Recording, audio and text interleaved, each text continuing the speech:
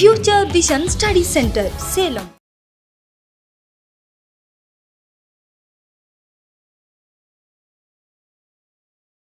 So administrative relations பற்றி பார்க்க போகிறோம். ஸோ ஃபெடரலிசத்தில் அட்மினிஸ்ட்ரேட்டிவ் ரிலேஷன்ஸ் சொல்லக்கூடிய ஒரு செக்ஷன்.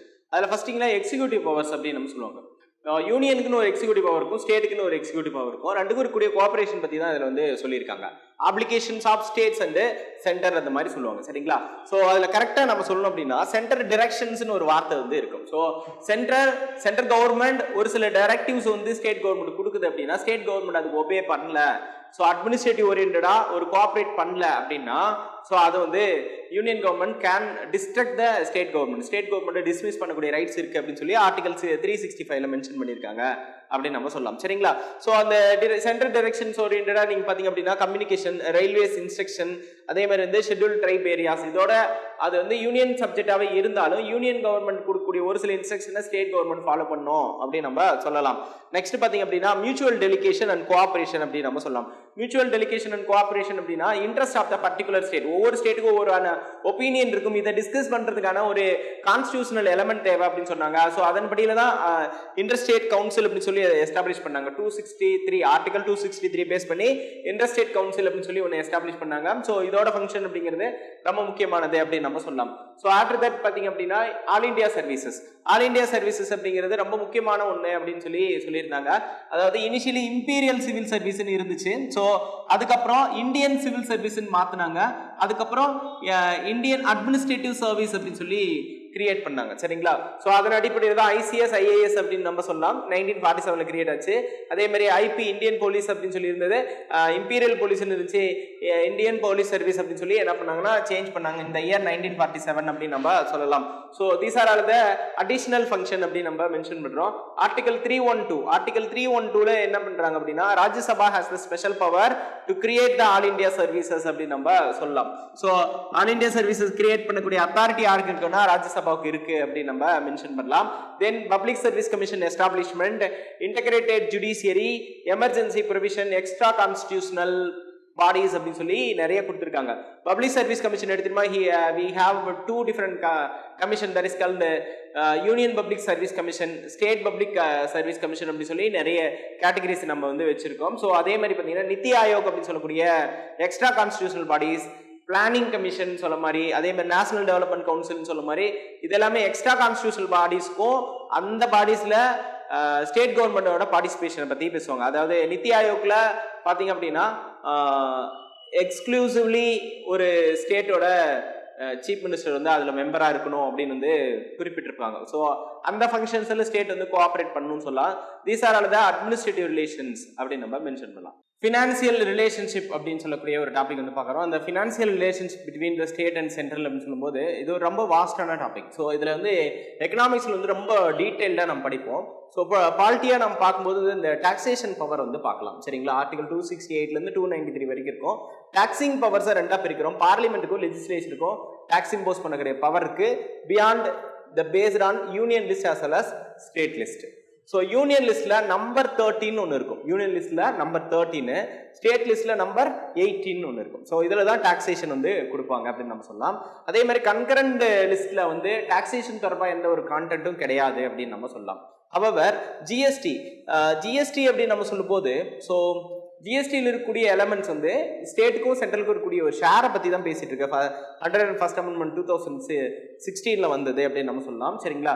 ஸோ அப்போ இந்த ஜிஎஸ்டி பேஸ் பண்ணி வரக்கூடிய ஷேர்ஸை வந்து ஜிஎஸ்டி கவுன்சில் வச்சு தான் அவங்க வந்து நிறைய விஷயங்களை வந்து பேசி தீர்ப்பாங்க அப்படின்னு நம்ம சொல்லலாம், சரிங்களா? ஆர்டிகல் 268A சர்வீஸ் டேக்ஸ்னு ஒன்று இருந்துச்சு, அதை வந்து அபாலிஷ் பண்ணிட்டாங்க. It was abolished by 101st Amendment Act 2016 சொல்லலாம். அது இல்லாமல் ஃபினான்ஸ் கமிஷன் ஒன்று இருக்கும். Article 280 finance commission allocate the fund between the state and the central அப்படின்னு நம்ம சொல்லலாம். GST council article 279A speak about the GST council. So அதுக்கப்புறம் borrowing பவர்னு ஒன்று இருக்கு. 292ல வந்து borrowing power of government of India அப்படின்னு நம்ம சொல்லலாம். அதே மாதிரி வந்து ஆர்டிகல் 293 அப்படிங்கிறது borrowing power of the states அப்படின்னு நம்ம சொல்லலாம். ஸோ இது எல்லாமே ஃபினான்சியல் ஓரியன்டா இருக்கக்கூடிய ரெகுலேஷன் அண்ட் ரிலேஷன்ஸ் அப்படின்னு நம்ம சொல்லலாம். சென்ட்ரலுக்கும் ஸ்டேட்டுக்கும் அப்படின்னு நம்ம சொல்லுவோம். நெக்ஸ்ட் ஆர்டிகல் 262 263ங்கிறது ரொம்ப முக்கியமானது. 263 இன்டர் ஸ்டேட் கவுன்சில் பத்தி பேசுது. இன்டர் ஸ்டேட் கவுன்சில் பத்தி ஆர்டிகல் 263 பேசுது. as well as article 262 inter state reverse பத்தி பேசுது. ஸோ ஒரு ரிவர்ஸ் ஓரியன்டா இருக்கக்கூடிய அக்ரிமெண்ட், ஸோ அதில் இருக்கக்கூடிய ரெகுலேஷனை பற்றி பேசக்கூடிய ஒரு ஆர்டிக்கலாக இருக்குது அப்படின்னு நம்ம சொல்லலாம். ஸோ இப்போ இந்த செக்ஷனில் நிறைய ஆர்டிக்கல் இருக்குது, இருந்தாலும் லிமிட்டடான ஆர்டிக்கல் படித்தா போதும் அப்படின்னு நம்ம சொல்லலாம். அட்மினிஸ்ட்ரேட்டிவ் ரிஃபார்மேஷன் பற்றி பார்க்கலாம். So what is the need for the administrative reformation? ஸோ அட்மினிஸ்ட்ரேட்டிவ் மெஷினரியை ரீகன்ஸ்ட்ரக்ட் பண்ணுறது ரொம்ப இம்பார்ட்டண்ட்டு. அதே டைம் வந்து அப்டேட் பண்ணுறது பேசுகிற அந்த சொசைட்டி சமூகத்தின் அடிப்படையில் அப்டேட் பண்ணிக்கிட்டே இருக்கணும், என்ன நீடோ அதன் அடிப்படையில் அப்டேட் பண்ணிகிட்டே இருக்கணும்னு சொல்லலாம். ஸோ அந்த மாதிரி தான் அட்மினிஸ்ட்ரேட்டிவ் ரிஃபார்மேஷன் அப்படின்னு சொல்லி ஒன்று வந்துச்சு. ஸோ அதன் அடிப்படையில் பார்க்கும்போது ஐயங்கர் கமிட்டி 1949 வருது. That committee enhanced the government machinery எப்படி இருக்கணும் அப்படிங்கிறது வந்து இது வந்து பிரிஸ்கிரைப் பண்ணுச்சு அப்படின்னு நம்ம சொல்லலாம். So it made the difference between the department and the மினிஸ்ட்ரிக்கும் டிபார்ட்மெண்ட்டுக்கும் ஒரு ஸ்லைட்டான டிஃபரன்ஸ் இருக்குது அப்படிங்கிறத பற்றி சொல்லியிருந்தாங்க. தென் சென்ட்ரல் செக்ரட்டேரியேட்டில் பார்த்தீங்கன்னா 37 பிரைமரி யூனிட்டை வந்து இருந்துச்சு. ஸோ 37 பிரைமரி யூனிட்ஸாக இருந்துச்சு. அதில் 28 டிபார்ட்மெண்ட்ஸ் இருந்துச்சுன்னு நம்ம மென்ஷன் பண்ணலாம். ஸோ அதில் 8 சென்ட்ரல் அட்மினிஸ்ட்ரேட்டிவ் ஆஃபீஸர்ஸ் இருந்தாங்க. Central administrative officers, 1 cabinet secretary அப்படின்னு நம்ம சொல்லலாம். ஸோ அப்போ இதுதான் இந்த இடத்துல இருக்கக்கூடிய விஷயங்கள் அப்படின்னு நம்ம சொல்லலாம். ஸோ அப்போ 1 கேபினெட் செக்ரட்டரி கீழே வந்து 8 central administrative officers, 28 department, 37 primary units அப்படின்னு நம்ம சொல்லலாம். இதெல்லாம் கன்சாலிடேட் ஆனாதான் நம்ம வந்து சென்ட்ரல் செக்ரட்டேரியட் அப்படின்னு நம்ம சொல்லலாம். சரிங்களா? ஸோ அப்போ இது என்ன சொல்லலாம், ஆர்கனைசேஷன் அண்ட் மெத்தட் சிஸ்டம் அப்படின்னு நம்ம மென்ஷன் பண்ணலாம். சரிங்களா? ஆர்கனைசேஷன் வந்து மெத்தட் டிவிஷன் அந்த மாதிரி நம்ம புரிஞ்சுக்கலாம். ஸோ அப்போ இதுதான் அட்மினிஸ்ட்ரேட்டிவ் ரிஃபார்மேஷன்ல ஃபர்ஸ்ட் ஐயங்கர் கமிட்டி கொண்டு வந்து ரொம்ப முக்கியமான ரிஃபார்மேஷன் பார்க்கப்படுது. செகண்ட் பார்த்தீங்கன்னா கோர்வாலா கமிட்டி 1951. ஸோ இம்ப்ளிமெண்டேஷன், அதாவது பிளானிங் கமிஷன்ல பண்ற பிளான் வந்து இம்ப்ளிமெண்டேஷன் பண்ணும்போது நிறைய சிக்கல்கள் இருக்கு அப்படின்னு வந்து இருந்துச்சு. ஸோ அதை ரெடியூஸ் பண்றதுக்கான ரெக்கமெண்டேஷன் இந்த கமிட்டி வந்து கொடுத்துச்சு. So after that alibi report 1953-56 அப்படின்னு நம்ம சொல்லலாம். ஸோ அலிபி அப்படிங்கிறவங்க வந்து ஒரு பப்ளிக் அட்மினிஸ்ட்ரேஷன்ல வெல் எஸ்டாப்ளிஷ்டா இருந்தவர். அவர் வந்து யூஎஸ்ஏல இருந்தவங்க. ஸோ அவங்கள Indian finance minister CD Deshmukh ஒரு சில சஜஷன் கேட்டிருந்தாங்க. அதன் அடிப்படையில் அதுல strong to strengthen the central administration, central administration மத்திய நிர்வாகத்தை மேம்படுத்துவதற்கு நிறைய விஷயங்கள் வந்து செய்திருந்தாங்க. ஸோ அப்போ அது மாதிரி பார்க்கும்போது ஒரு ஆல் இண்டியா ட்ரைனிங் இன்ஸ்டிடியூட் வந்து தேவை, ட்ரைனிங் பர்சனல்ஸ் அங்கே இருக்கக்கூடிய ஒரு மிஷினரியில ஒர்க் பண்ணக்கூடிய பீப்புளுக்கு ஒரு ட்ரைனிங் சென்டர் அப்படிங்கிறது மச் நீடட் அப்படின்னு சொல்லி ஒரு ரெக்கமெண்டேஷன் இருந்துச்சு. ஸோ அதன் அடிப்படையில் institute of public administration at Delhi establish in the year 1954. 1954ல இன்ஸ்டிடியூஷன் ஆஃப் பப்ளிக் அட்மினிஸ்ட்ரேஷன் அப்படின்னு சொல்லக்கூடிய ஒரு அமைப்பு வந்து ஏற்படுத்துறாங்க அப்படின்னு நம்ம புரிஞ்சுக்கலாம். After that the very distinct administrative reform commission ARC அப்படின்னு நம்ம சொல்லலாம். ஸோ அட்மினிஸ்ட்ரேட்டிவ் ரிஃபார்ம் கமிஷன் அப்படின்னு நம்ம சொல்லலாம். First administrative reform commission which is established in the year 1966 and delivered the report in 1970 அப்படின்னு நம்ம மென்ஷன் பண்ணலாம். ஸோ அப்போ 66லேருந்து 70 வரைக்கும் இருக்குதா ஒரு மிக முக்கியமான ஒரு reform commission. Morarji Desai was the chairman. இதோட சேர்மன் யார் அப்படின்னா மொரார்ஜி தேசாய் அப்படின்னு சொல்லுவாங்க. Later it was presided by Hanumanthaiya அப்படிங்கிறவங்க வந்து ப்ரிசைட் பண்ணாங்கன்னு நாம சொல்லலாம். So this administrative reform commission appointed a study team under MC Setalvad இந்த எம்சி செட்டல்வெட் அப்படின்னு நம்ம சொல்லலாம். எம்சி செட்டல்வெட் அவரோட தலைமையில ஒரு ஸ்டடிஸ் டீம் வந்து எஸ்டாப்ளிஷ் பண்றாங்க. ஸோ அதில் பார்க்கும்போது 1969 ஒரு ரிப்போர்ட் கொடுக்குறாங்க. ஸோ ஓவரால் அட்மினிஸ்ட்ரேட்டிவ் ரிஃபார்ம் கமிஷனோட 22 ரெக்கமெண்டேஷன்ஸ் இருக்கு. அதில் மிக முக்கியமானது பார்த்தீங்கன்னா இன்டர்ஸ்டேட் கவுன்சில் அப்படின்னு வந்து சொல்றாங்க. சரிங்களா? Interstate council. ஸோ அப்போ இண்டஸ்ட்ரியல் கவுன்சில்ல ரொம்ப மிக முக்கியமாக ஒரு ஸ்டேட் இன்ட்ரெஸ்ட்னு ஒன்று இருக்கும். ஒவ்வொரு ஸ்டேட்டுக்கு ஒரு ஐடியாலஜி இருக்கும். அதை டிஸ்கஸ் பண்றதுக்கான ஒரு மெயின் செட்டப் தேவை. ஸோ அதற்காக இது வந்து எஸ்டாப்ளிஷ் பண்ணப்பட்டது அப்படின்னு நம்ம சொல்லுவாங்க. பட் சேட்லி இதோட ரிப்போர்ட்ஸ் மேல எந்த ஒரு பெரிய ஆக்ஷனும் எடுக்கல அப்படிங்கிற ஒரு ஸ்டேட்டஸ் வந்துச்சு அப்படின்னு நம்ம சொல்லலாம். அட்மினிஸ்ட்ரேட்டிவ் ரிஃபார்ம் தொடர்பாக இருக்கக்கூடிய கமிட்டிஸ் பார்த்துட்டு இருக்கோம். ராஜமன்னார் கமிட்டி அப்படின்னு சொல்லக்கூடிய ஒரு கமிட்டி பார்க்க போறோம்.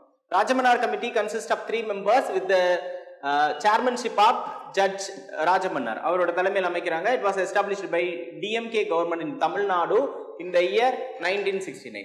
Rajamannar committee submitted its report in 1971 about the special powers conferred by the union கவர்மெண்ட்டுக்கு இருக்கக்கூடிய ஸ்பெஷல் பவர்ஸை வச்சிருக்கக்கூடியது வந்து ராஜமன்னார் கமிட்டி பார்த்தீங்க அப்படின்னா ஒரு ரிப்போர்ட் வந்து சப்மிட் பண்ணுது. அதை இவால்வேட் பண்ணி சென்ட்ரல் ஸ்டேட் ரிலேஷன்ஷிப்பை இவால்வேட் பண்ணி கொடுக்குது. ஸோ அதில் பார்க்கும்போது பார்த்தீங்கன்னா இன்டர்ஸ்டேட் கவுன்சில் அப்படின்னு சொல்லி ஒன்று எஸ்டாப்ளிஷ் பண்ணணும் அப்படின்னு சொல்லி ரெக்கமெண்ட் பண்ணுது. சரிங்களா?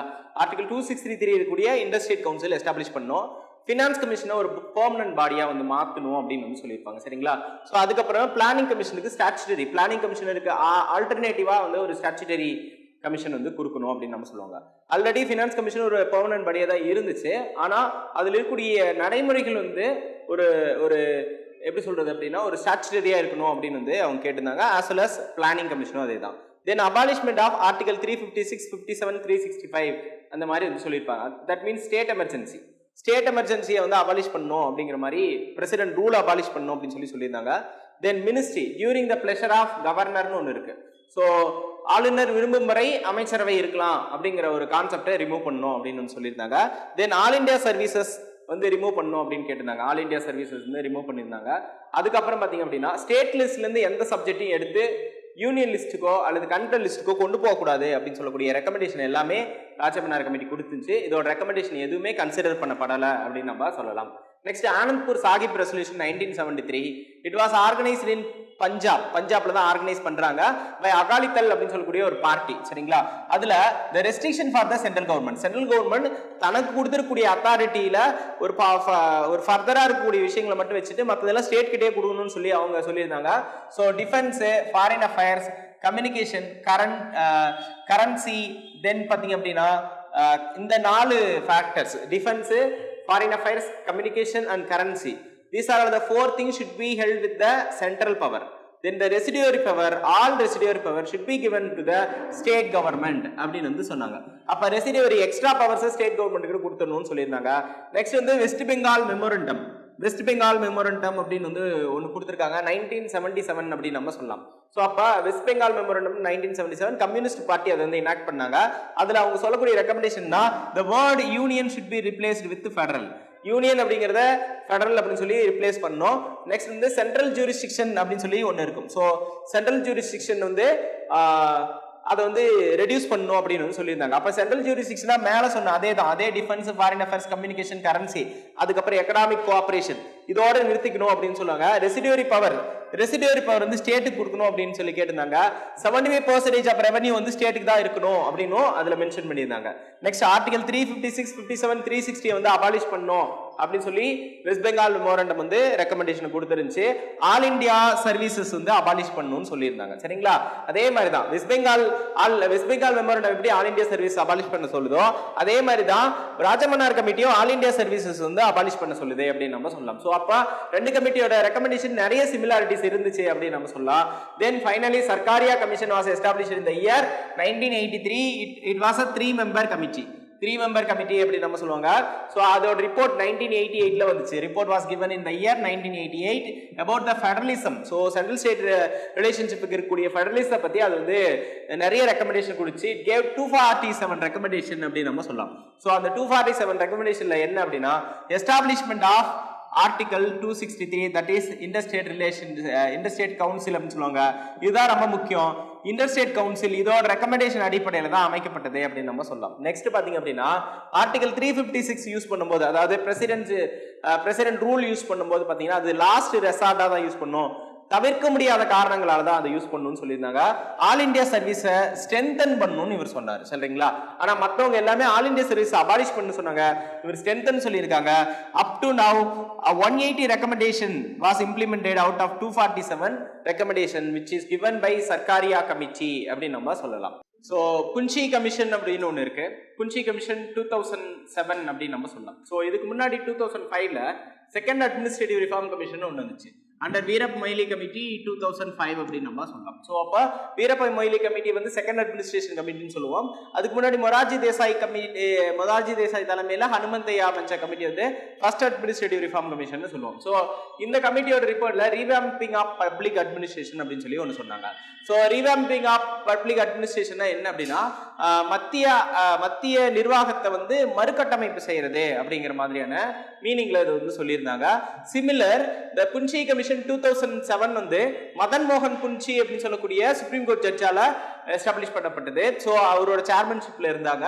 ஸோ மொத்தமா பாத்தீங்க அப்படின்னா 2010ல ரிப்போர்ட் வந்துச்சு. 2010ல வந்த ரிப்போர்ட் என்ன சொல்லுதுன்னா Punchhi commission Sarkaria commission report, அதே மாதிரி Venkatachaliah committee national commission on reviewing of working of constitution அப்படின்னு சொல்லி அமைக்கப்பட்ட வெங்கடாச்சலையா கமிட்டி, அப்புறம் செகண்ட் அட்மினிஸ்ட்ரேட்டிவ் ரிஃபார்ம் கமிஷன், இது எல்லாத்தையும் அது வந்து ரிவ்யூ பண்ணுச்சு. ரிவ்யூ பண்ணி ஃபைனலா கோஆபரேட்டிவ் ஃபெடரலிசம் அப்படின்னு சொல்லக்கூடிய ஒரு கான்செப்ட்ல எப்படி இம்ப்ளிமெண்ட் ஆகுது அப்படிங்கிற ஃபங்க்ஷன் வந்து சொன்னாங்க. ஸோ அப்போ கோஆபரேட்டிவ் ஃபெடரலிசம் இது ஓரியன்டா கூடிய 3 கமிட்டியை ரிவ்யூ பண்ணிட்டு 310 ரெக்கமெண்டேஷன்ஸ் வந்து கொடுத்துச்சு. 310 பரிந்துரைகளை வந்து இது வந்து கொடுத்துச்சு அப்படின்னு நம்ம சொல்லலாம். ஸோ அதன் அடிப்படையில வந்து பாத்தீங்க அப்படின்னா கோஆபரேட்டிவ் ஃபெடரலிசம் தொடர்பாக இருக்கக்கூடிய கான்செப்ட் உருவாச்சு அப்படின்னு நம்ம சொல்லலாம். ஸோ நவ் அதுக்கான எக்ஸாம்பிளா நம்ம கன்சிடர் பண்ணிக்க வேண்டியது இன்டர் ஸ்டேட் வாட்டர் டிஸ்பியூட் அப்படின்னு சொல்லலாம். ஸோ வாட்டர் டிஸ்பியூட்டுக்கு ஒரு ஃபேக்டர் என்ன அப்படின்னா ட்ரிபியூனல்ஸ் எஸ்டாப்ளிஷ் பண்றது தான். ஸோ ட்ரிபியூனல்ஸ் எஸ்டாப்ளிஷ் பண்ணி அந்த ட்ரிபியூனல் சொல்லக்கூடிய விஷயங்களை வந்து இம்ப்ளிமெண்ட் பண்ணக்கூடியது அப்படின்னு நம்ம சொல்லலாம். ஆர்டிகல் 262 வந்து இன்டர்ஸ்டேட் வாட்டர் டிஸ்பியூட் பத்தி பேசுது. The river board act 1956, interstate water dispute act 1956ன்னு 2 ஆக்ட் கிரியேட் பண்ணாங்க. ஸோ அதன் அடிப்படையில் ட்ரிபியூனல்ஸ் இருக்கு. இப்போ வரைக்கும் 9 ட்ரிபியூனல்ஸ் இருக்கு. ஸோ first Krishna water tribunal 2 time அமைச்சிருக்காங்க. ஃபர்ஸ்ட் டைம் வந்து கிருஷ்ணா வாட்டர் ட்ரிபியூனல் 1969ல எஸ்டாப்ளிஷ் பண்ணாங்க. மகாராஷ்டிரா, கர்நாடகா, ஆந்திர பிரதேஷ் அப்படின்னு சொல்லக்கூடிய மகாராஷ்டிரா, கர்நாடகா, ஆந்திர பிரதேஷ் சொல்லக்கூடிய 3 ஸ்டேட்டுக்கு வந்து இது இருந்துச்சு. நெக்ஸ்ட் கோதாவரி 1969, மகாராஷ்டிரா, மத்திய பிரதேஷ், கர்நாடகா, ஆந்திர பிரதேஷ், ஒடிசா இந்த மாநிலங்களுக்கு தொடர்பானது. நர்மதாவும் 1969 தான். அப்ப 3 கிருஷ்ணா, கோதாவரி, நர்மதா இது 3மே 1969ல அமைக்கப்பட்டது அப்படின்னு நம்ம சொல்லலாம். ராஜஸ்தான், குஜராத், மத்திய பிரதேஷ், மகாராஷ்டிராவுக்கு வந்து நர்மதா ரிவர் வந்து பொருந்தும்னு சொல்லுவாங்க. ராவி பியாஸ் வந்து 1986ல வந்து அமைச்சாங்க. பஞ்சாப், ஹரியானா மற்றும் ராஜஸ்தானுக்கு இதோட ஜூரிஸ்டிக்ஷன் இருந்துச்சு.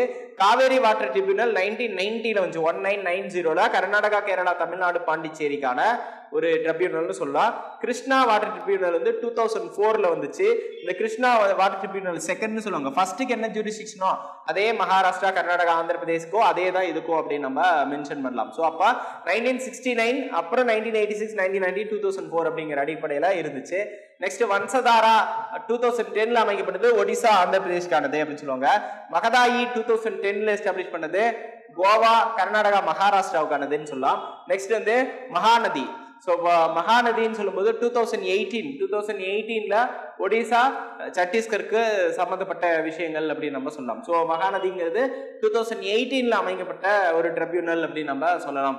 ஸோ 9 வாட்டர் ட்ரிபியூனல் இருக்கு. ட்ரிபியூனலுக்குன்னு பர்டிகுலர் எஸ்டாப்ளிஷ்டு இயர் இருக்குது, அதோட ஜூரிஸ்டிக்ஷன் இருக்கு அப்படின்னு சொல்லுவாங்க. மேட்ச்ல நம்ம கேட்கறதுக்கான சான்சஸ் இருக்கு அப்படின்னு நம்ம சொல்லலாம். அட்மினிஸ்ட்ரேஷன் ஓரியன்டான ரிஃபார்மேஷன் தான் நம்ம இதை தான் நம்ம மென்ஷன் பண்ணுவோம். ஸோ சென்ட்ரல் ஸ்டேட் ரிலேஷன்ஷிப்ல இன்டர்ஸ்டேட் கவுன்சில் அப்படின்னு சொல்லி ஒரு கவுன்சில் இருக்கு. ஸோ அந்த கவுன்சிலுக்கான எஸ்டாப்ளிஷ்மெண்ட் பத்தி பார்க்கலாம். ஆர்டிகல் 263 அப்படிங்கிறது இன்டர்ஸ்டேட் கவுன்சில் பத்தி பேசுது. So what is the need to form the interstate council? So interstate கவுன்சிலோட தேவை என்ன அப்படின்னு பார்த்தீங்கன்னா கோஆர்டினேஷன் பிட்வீன் த ஸ்டேட். ஒவ்வொரு ஸ்டேட்டுக்கு இருக்கக்கூடிய ஒரு கோஆர்டினேஷன் தேவை. தென் யூனியன் கவர்மெண்டோட ஒரு கோஆர்டினேஷன் தேவை. கோஆபரேட்டிவ் ஃபெடரலிசம் அப்படிங்கிறது இதோட கீ கான்செப்ட் அப்படின்லாம் சொல்லலாம். சரிங்களா? ஸோ அப்போ இதெல்லாமே இதில் கொடுத்துருக்கூடிய ரொம்ப பேசிக்கான விஷயம். The Interstate Council was recommended by Sarkaria Commission, which is established in 1983, delivered the report in 1988. So VP Singh government is established the Interstate Council in 1990. So VP Singh government தான் Interstate Council establish பண்ணாங்க 1990ல. இதோட chairman யாருன்னா prime minister தான். So chairman, prime minister. இதுல membership யாரெல்லாம் இருப்பாங்க, யாரெல்லாம் மெம்பர்ஸா இருப்பாங்க அப்படின்னா ஆல் ஸ்டேட் சீஃப் மினிஸ்டர்ஸ், எல்லா ஸ்டேட்டோட சீஃப் மினிஸ்டர்ஸும் இருப்பாங்க. அது மட்டும் இல்லாம யூனியன் டெரிட்டரிக்கு சீஃப் மினிஸ்டர்ஷிப் இருந்தா அவங்க இருப்பாங்க. அப்படி இல்லைன்னா அட்மினிஸ்ட்ரேட்டர் வந்து இருப்பாங்க அப்படின்னு நம்ம சொல்லலாம். சம் ரேர் அக்கேஷன்ஸ்ல பிரசிடென்ட் ரூல் இருக்கக்கூடிய ஒரு ஸ்டேட்ல இருக்கக்கூடிய கவர்னர் இதுல பங்கேற்பாரு.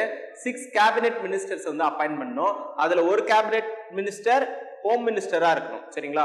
Home minister plus 5 other ministers சொல்லுவாங்க. இதை நாமினேட் பண்ணக்கூடிய அதிகாரம் வந்து பிரைம் மினிஸ்டருக்கு as a chairman of interstate council அப்படின்னு நம்ம சொல்லலாம்.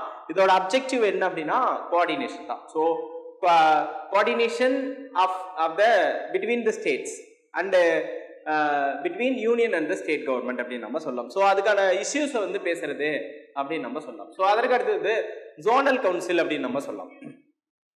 ஜோனல் கவுன்சில் இப்போ ஜோனல் கவுன்சில் அப்படி நம்ம மென்ஷன் பண்ணும்போது ஜோனல் கவுன்சில் ஒரு ஸ்டாச்சுட்டரி பாடி அப்படின்னு நம்ம சொல்லலாம்.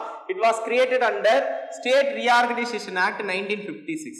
It was created under State Reorganization Act 1956. Home Minister was the common chairman for all zone. சரிங்களா?